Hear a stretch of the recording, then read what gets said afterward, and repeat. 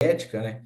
E aí, né, e você às vezes não opta por isso, você tem que estar ciente do quanto que ele vai gastar mais, né? Ou o quanto que ele poderá economizar implementando isso. Então, se a gente pegar aqui ó, o custo, ó, vamos pegar aqui, ó, custo alimentar diário, ó, com volumoso tá 7,92 menos 7,58 de uma dieta sem volumoso. Então, se ele optar por uma dieta zero volumoso, ele vai reduzir quantidade de tratos, não tem calculando isso, quantidade de tratos, porque vai ser menos volume para ser tratado, e ele vai reduzir um dia, tá? Ele vai passar a ser 42 dias. Supondo que esses 34 centavos aqui fosse vezes 1.000 cabeças, que hoje fazem em confinamento, né? Daria uma economia de R$ 340 por dia, só alimentar, tá? Vezes os 42 dias, dava aí uma economia de R$ 14.620, certo? Pensando em 1.000 animais em 42 dias, só apenas pela escolha da dieta, sendo que lá pode tocar as duas tranquilamente, que roda bem, tá? E eu não coloquei aqui dentro dessa avaliação a economia em diesel, certo? A economia de tempo do colaborador, porque ele vai precisar tratar menos, você pode reduzir trato, né, trabalhando sem volumoso, certo? E aí reduz custo mais ainda. Então você vai ter uma redução ainda mais de custo. E você ainda melhora esse componente, que esse indicador Zotec é o quê? Melhora a sua conversão alimentar. Porque o animal ele vai saciar quimicamente. Então ele vai saciar mais rápido, ele vai converter melhor, né? Então ele vai consumir menos para produzir o mesmo quilo de carne em peso vivo. Beleza? Então, fica essa dica aí para vocês sempre avaliar esses pontos também, que é bem importante. Beleza, pessoal? Então, vou voltar aqui no nosso formulador. E aí, né, olhando esse perfil de dieta aqui, é uma dieta bem segura, né? Tá trabalhando com 25% de volumoso, de capiaçu, certo? Trabalhando com milho, uma dieta bem padrão, né? Farelo de algodão, nuca com finale, mais ureia, fechando 100%, né? O perfil de animal também é um perfil bom, peso bom de entrada, facilita bem, né? Comparando aí com o de vocês, olha a diferença de dias, ó, que a gente vai, né? Cerca de 69 dias numa dieta de terminação. Então, né, se tiver condições de apertar mais lá nesse confinamento, pode apertar, né? Que vai subir aí o ganho. A gente consegue reduzir bem ainda. Pensando em trabalhar aqui entre não baixar mais de 8%, né, de FDN fisicamente efetivo, para poder promover uma ruminação para esse animal, né, que se a gente baixar mais do que isso, você começa a ter problemas aí dentro do confinamento, que o animal ele, né, passa a não ter, né, capacidade de ruminar, e aí isso aí é um problema grande, né? Aí vem uma latada aí, né, ser futuramente, tá? Então tem todos esses pontos aqui que nós temos que nos atentar. Outro ponto, pessoal, que vocês devem se atentar também, quando vocês, né, forem formular, é ao preenchimento, beleza? Então, sempre for preencher, confere tudinho, todos os custos, todos os dados de entrada, né? Não, Paulo? O Paulo, o Paulo passa um susto aí, então, assim, né, É um susto meio grande, né, Marcelo? é um susto, Principalmente no financeiro, é né? um susto meio grande, então, assim, é, um, Mas um é ponto, importante mesmo da gente dar uma verificada, né? então, assim, um ponto no lugar errado, né? Então, assim, só para vocês terem uma ideia, né? Um ponto no lugar errado fez o resultado final aqui financeiro, ó, sair, ó. O resultado financeiro seria um lucro líquido, né, no final de 4.489.874,85 centavos, né? Quando o ponto ficou fora do lugar, você tinha um prejuízo de 22.732.000. Então, assim, pensa se o, né, o gestor do confinamento ou o dono do confinamento pega esse relatório lá para ler e, pô, os caras tá doido. Então, assim, a gente tem que ficar atento, né? Sim, muita atenção nesses pontos, tá? O que que eu costumo fazer? Eu verifico, né, todas as informações, peço para minha esposa verificar, ou para alguém próximo, para ver se não está passando nada, porque às vezes ainda passa, né? A gente tem que ficar bem atento a esse ponto, beleza? Então, fica essa dica. Fala, Suzana. Outra dica, pessoal, que não coloquei na atividade, mas que eu quero reforçar aqui com vocês é o quê? Tá? Rendimento de carcaça inicial, tá? Usualmente, o que que a gente costuma trabalhar? Oi, quer dinheiro? Quer dinheiro desse tamanho, tem dinheiro. Não, pera aí, agora eu te dou. Aqui, ó, 5 centavos. Vamos lá. Deixa o papai tá trabalhando. O pessoal costuma trabalhar o seguinte: rendimento de carcaça inicial na faixa de 50%, igual eu coloquei na atividade para vocês.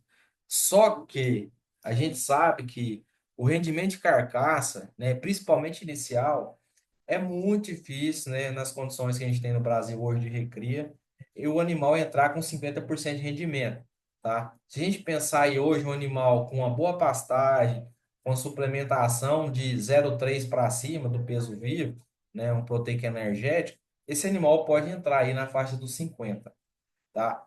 Pensando em machos, né? Em fêmea na faixa dos 49, tá? Agora, se esse animal não tiver tendo uma suplementação, gente, provavelmente esse animal vai entrar muito próximo ali de 47, 48% de rendimento. 47, 48 para fêmeas, se a gente pegar aí, porque elas entram com um rendimento de carcaça bem aquém dos machos, tá? E aí o rendimento de carcaça final a gente tem como base, né, tanto a raça quanto também o histórico do confinamento, certo? A gente costuma também avaliar o histórico do confinamento com base nos animais que eles confinam durante o ano, pega o romaneio, né, avalia o que estava dando ali, certo? E também faz uma projeção, tentando, às vezes, se quiser, até subir esse rendimento de carcaça também, tá? Tentando puxar isso aí via dieta, beleza? Então, assim, dois pontos que são importantes, que são esses de rendimento de carcaça inicial, tá? Custo operacional diário, que o próprio nome já fala, né? Que é o quê? Reais por cabeça dia. Eu tenho um colaborador que eu pago R$ 2.500, mais imposto. Muito difícil pagar só isso, hein? Difícil, hein?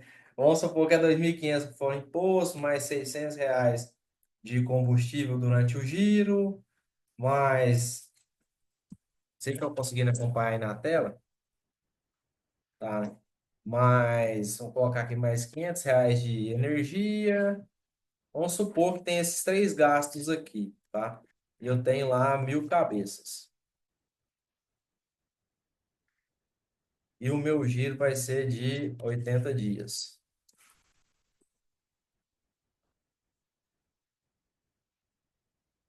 80 dias. Aí, como funciona essa conta? Ela é o seguinte: eu vou somar tudo aqui, todas as minhas despesas fixas. Isso aqui não vai mudar, vai ter direto. Então, soma esses custos aqui, fora nutricional, né? Só. Sabe por que que não deu? 600, 500.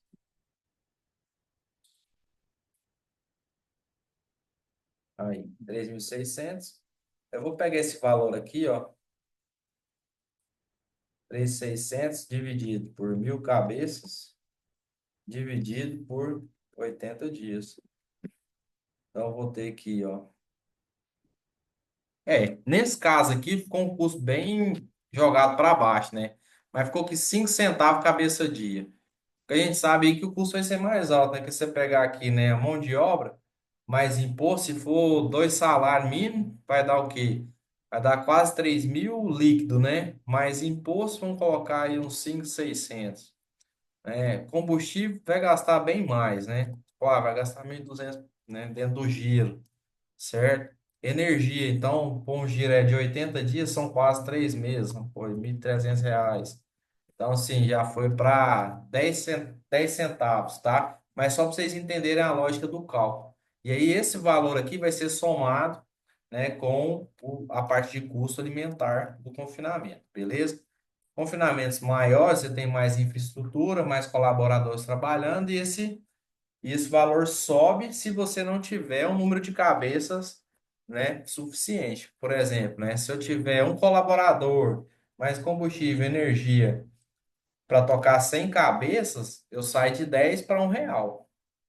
Então, assim, a quantidade de cabeças, ela vai também determinar a redução ou aumento desse custo diário fixo aqui, beleza? Fora o custo nutricional. Então é importante a gente saber como que é feito esse cálculo aí. Ele é bem simples, e pelo que vocês viram eu fazendo aqui, tá? Então, caiu aí, quiser fazer o cálculo, calcula, vale a pena, tá? Quantidade de giros também, se quiser fazer o cálculo da projeção para 2, 3 giros no ano. Atualização de preço eu sempre faço com base na Scott Consultoria, que é o que está batendo mais. Quantidade de cabeça do produtor, beleza? Esses aqui são dados de uma propriedade que a gente atende. Fiz a simulação para eles e aí avaliando qual que seria esse provável retorno aí em cima do investimento que seria feito. Beleza? Alguma dúvida até agora? Como é que tá?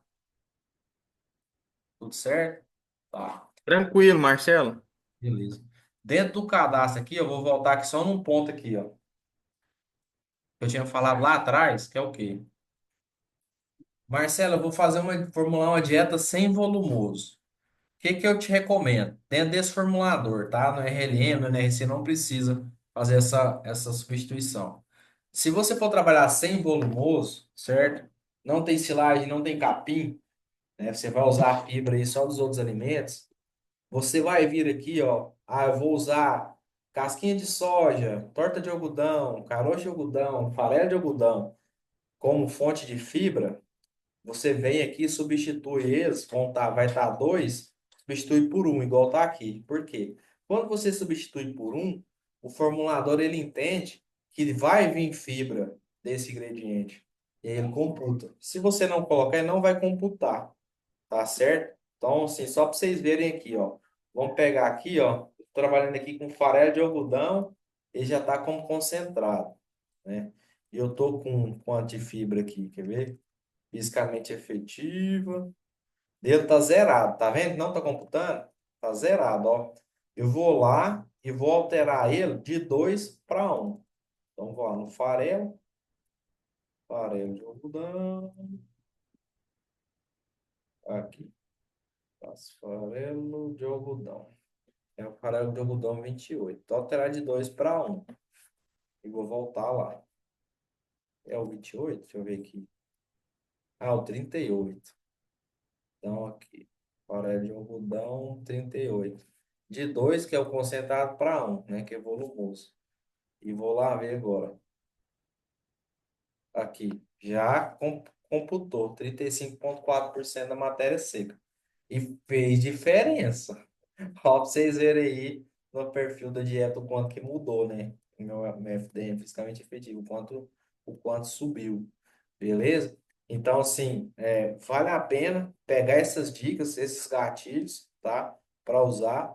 Igual eu disse, no RLM, no NRC, não precisa fazer esse ajuste, mas como aqui é uma planilha de formulação, né? Apesar dela rodar muito bem, precisa fazer essas alterações aí, né? Para, né, mudanças de perfil de dieta. A dieta sem volumoso faz o ajuste que vale a pena, tá certo? Então, assim, hoje esse nosso encontro, esse encontro de 1 hora, a gente está finalizando agora. Se não tiver nenhuma dúvida, nenhum outro posicionamento, tá? A gente vai finalizar e eu deixo aberto. Ele pode, tem dúvida aí, Paulo? Manda aí para nós já. Marcelo, a minha dúvida é um pouco diferente aí, mas voltada aí para o confinamento, principalmente, tá? É na questão do ganho compensatório. O senhor poderia me explicar aí como é que funciona esse ganho compensatório? Como é que funciona, por gentileza? Tá. O ganho compensatório é assim, você pegou o peso animal, né? A gente pega aqui, ó, dentro do modelo de exigência, né?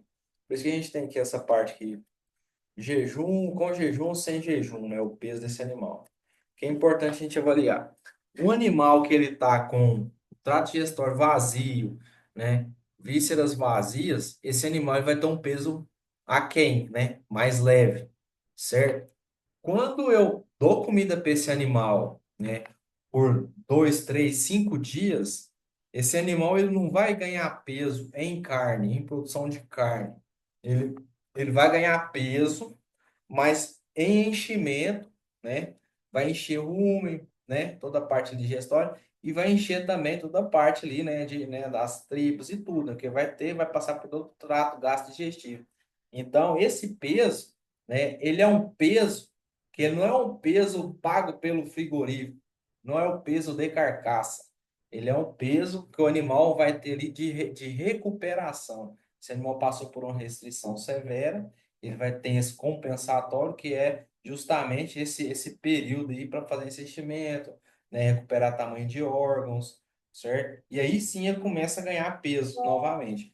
Então, por isso que a gente vê aí, às vezes, algumas pessoas falando em ganhos de peso excepcionais, só que a gente sabe que, né, esse animal chegou debilitado, certo? Ele comeu muito, tá? O animal comeu 40 quilos num dia. Você vai pesar, e chegou num dia, você vai pesando no outro, ele vai ter um ganho de peso muito grande, se for avaliar, né, no intervalo curto. Por quê? Porque ele não comeu para ganhar peso em produção de carne, mas sim para recuperar órgãos, recuperar vísceras, né? Então, assim, para quem manda para o frigorífico, isso não é tão interessante. Para quem vende o animal na perna, aí isso pode passar a ser interessante. Por quê? Porque é uma estratégia financeira de negócio. Não é uma estratégia, né, de zootécnica, de entrega de qualidade de produção de carne. É uma operação onde você vai tentar tirar o maior lucro possível dentro do compensatório do animal. Então, por exemplo, eu comprei uma vacada lá magra, magra, e aí eu vou dar um trato para esses animais, para eles recuperarem, escolhe e vou vender para outra pessoa, fazer o resto do serviço. Então, assim, você ficou com o animal ali 35 dias, o animal, né, saiu lá de 330 para 360, 370, né? E aí você vai ganhar um dinheiro dentro desse intervalo, não pela produção de carne, mas sim pela própria, né, recuperação desse animal, que ele estava em déficit e passou a se recuperar, né? Para depois ganhar peso. Então a gente tem que tomar muito cuidado nesse ponto.